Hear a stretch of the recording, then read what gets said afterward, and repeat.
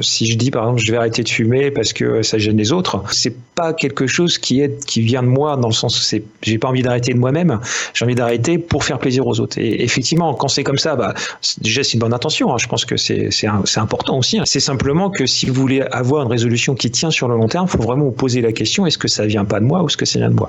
Après, une fois que vous posez cette question-là, vous pouvez chercher à y répondre. Ça vous permet de pouvoir mieux respirer, ça vous permet de retrouver un sens des odeurs. Donc vous voyez, vous pouvez trouver des choses qui ont vraiment du sens pour vous et vous accrocher à ces choses-là pour pouvoir tenir le mieux possible ces résolutions dans l'année qui vient.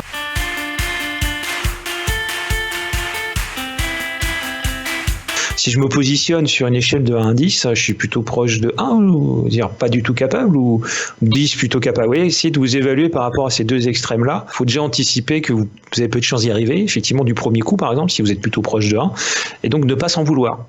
Ne pas s'en vouloir de ne pas y arriver. Alors ça, c'est super important si on veut vraiment atteindre un objectif. Il n'y a rien de pire dans ces cas-là, dans ce qu'on n'y arrive pas, de se dire qu'on est vraiment le pire des nuls, qu'on est vraiment pas en capacité, qu'on peut rien faire, parce que du coup, vous allez encore diminuer votre capacité à pouvoir le faire, puisque vous allez encore vous rapprocher de 0, enfin de 1 là, de mon échelle.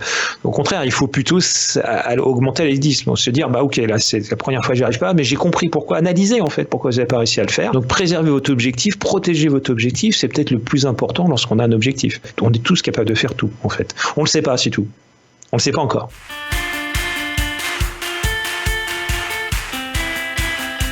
Donc le troisième conseil que je pourrais vous donner, c'est de bien vous entourer.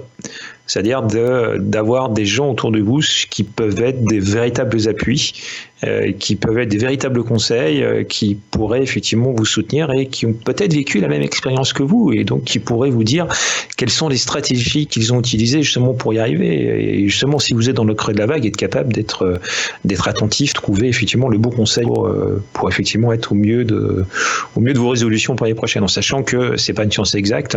Tout ça, ce ne sont que des conseils, et après, il faut trouver la bonne combinatoire. On est tous en mesure d'arriver à atteindre ces objectifs pour peu qu'effectivement on soit suffisamment patient.